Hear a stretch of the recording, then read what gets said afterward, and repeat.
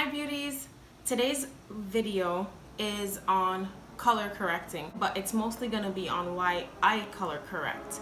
As you guys know, I'm not a makeup artist. I'm just a girl that likes to play in makeup. So I use this LA Girl Pro Conceal. The shade is Orange Corrector. So for me, with my, I guess those will be called purple or something, I don't know. But with my hyperpigmentation, orange cancels that color out. I can conceal all day, which I want to demonstrate today, but I can conceal all day, but if I don't color correct, you'll see like a gray kind of purpley ashy color start to come through in the makeup. So going in with the color corrector, I usually do like all over because I have so many spots in such a small space. It's extremely difficult to spot color correct. And I don't think everybody needs this. You know, even if you do have some areas you can spot color correct, but I think it also depends on your foundation that you use.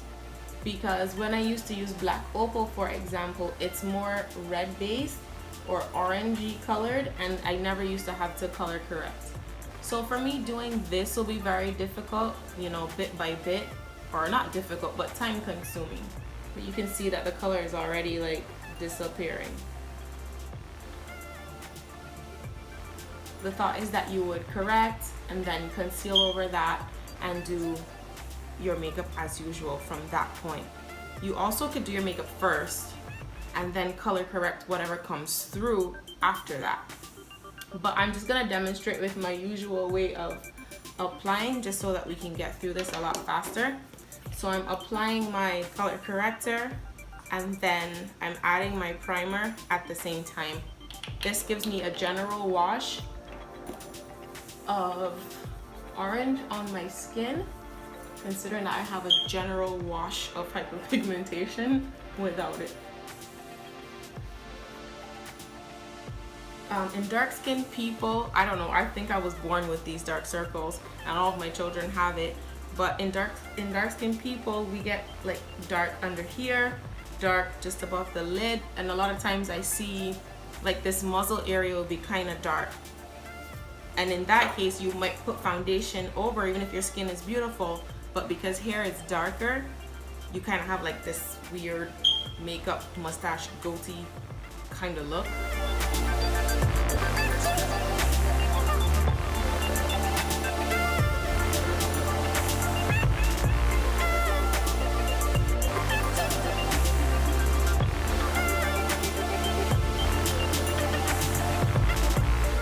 Already see the color kind of disappearing and my eyes look more, well, my face looks more awake, less tired.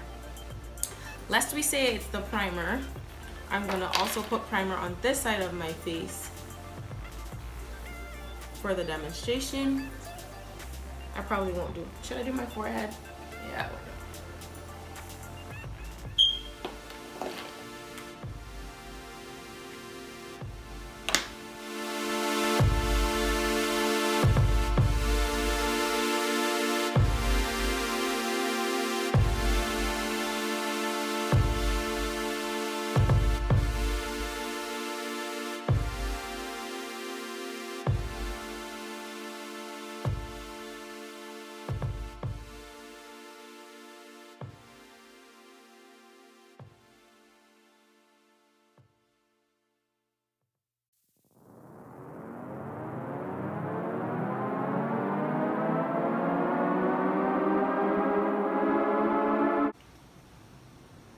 Okay, I don't know if you guys can see, but over here, even though I had more hyperpigmentation than this side, the coverage is higher with the same amount of foundation. I probably should have measured out the pumps for you guys. But on this side, you can see, you know, like the imperfections peeking through, which might be okay for some people, but that's not my preferred look. I can take care of this by adding more foundation, but then I don't want to walk around with 10 tons of makeup on my face. And that's why using the color correcting step will help me circumvent that. I don't know if you can see it, but I certainly can. under here is mildly darker, but I can definitely see the darkness under here. I'm gonna go ahead and do my concealing. I'll use Fawn just because, I don't know, it's closest to my hand.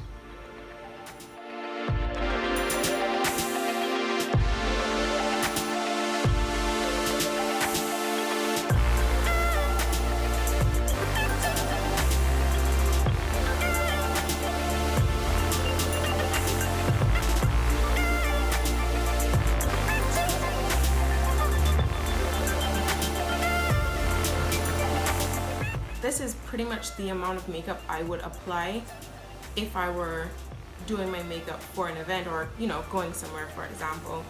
And right here, I can see that. Like, my eyes look tired, or this eye looks tired, and I can see that gray look causing the eye to look sunken in, where this one, I don't see the gray, and therefore it pulls forward more. I don't look as like sunken in and tired, you know. I want to go ahead and powder my face.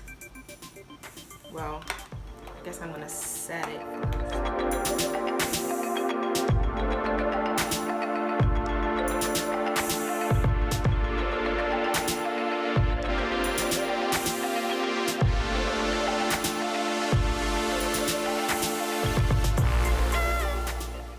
I hope you guys can see. I feel like this becomes more evident after, you know, sometime, you know how your makeup kind of wears off a little bit after, you know, a few hours and whatever, and your natural oils come through.